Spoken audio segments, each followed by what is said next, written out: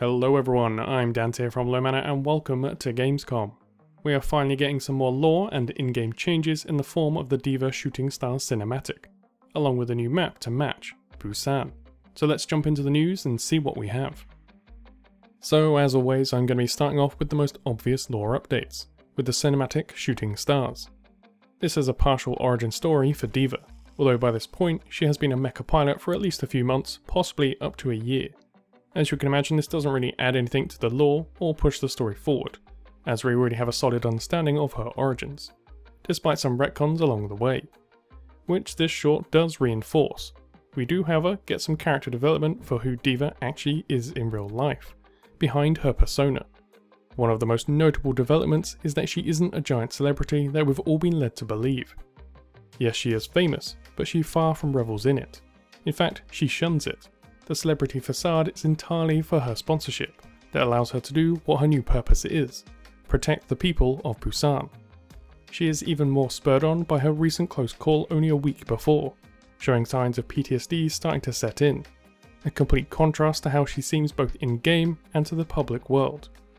It is reminiscent of the Bastion short, although let's be honest, Shooting Stars is by no means as impactful. We are also introduced to her friend behind the scenes, who I assume is her mechanic, even if he doesn't seem to be doing anything. She is actually the hands-on person, driven to rebuild and improve her mech. He could also just be her version of mission control.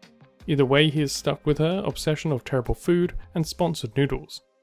This leans on her gremlin meme a bit too much for me, but I guess this is technically listening to your community. One of the more substantive notes we get from Shooting Stars is the names and mechs of all the other mecha pilots. Jaeun as Casino, Yuna as Demon, Young-so as King, and Sung-hwa as Overlord. Which, considering all of the colours, reminds me a lot of Power Rangers. But anyway, we find out that the last battle they had made it into the city, and even though they did win, nearly the entire mech squad was destroyed. Luckily the pilots survived, but just barely. They all taking this time to rest, party and do what celebrities do, while D.va stays at the base and gets back to work, showing a clear contrast between her and her squad's personalities. D.va takes protecting Busan a lot more seriously than they do, actually feeling responsible for the safety of Busan's citizens. This does raise a question of where is the rest of the military? If the mecha pilots are the only defense, why are there only 5? And why don't they have replacement mechs good to go? The safety of Busan seems to be hanging on by a thread, with only D.va holding it together. This is no more apparent than when another Omnic attack kicks off. Clearly they had just finished watching The Matrix rather than Pacific Rim as a pack of squid-like robots heads in, only a week after the last attack, when usually there is a gap of months. These Guishins seem to be testing their defences and adapting each time. This is easily the best animation of the cinematic, and the combat frankly looks amazing.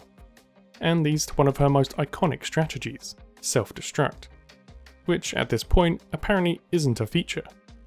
I can see why though, it can't be cheap or safe for D.va and the citizens to be doing this regularly, adding a bit more weight to the ability than the game gives her credit for.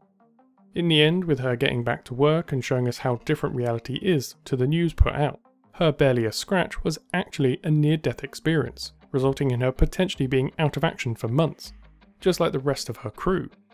So who will defend them in another week if another attack comes early? Overall, this cinematic looks great in animation and art. But personally, and by the looks of Reddit and comments, the community agrees, it feels a bit lacking in lore and world building as a whole, raising more questions than it answers, and not driving the plot forward, leaving it somewhat stale at this point. I'll leave it there for now, but I'll be jumping into the cinematic in full next week to pore over all of the small details. The next big piece of news is the map of Busan itself, another control map that takes place over the mecha base, along with locations within Busan itself, a temple and a town centre. It's even on PTR, so rather than describe it all here, you can go check it out for yourself.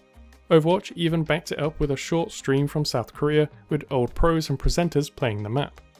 I'll be combing through all of this over the next few days to see what lore it has to offer. Lastly, there have been a few in-game info drops. The main one is the new nano skin for D.va, based off her drink sponsorship, along with new sprays and artwork that I found images for from esports that I'll link below. That's it for the major news from Gamescom. There's a lot more digging to do for the lore, but I'll have more videos on those coming in the week.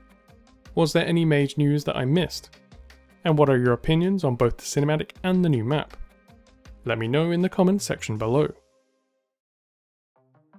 Thanks for watching. If you enjoyed this news update, please leave a like. You can subscribe to support the channel and use the bell to be notified of future content as it goes live. Until next time, I've been Dante. Thanks for watching.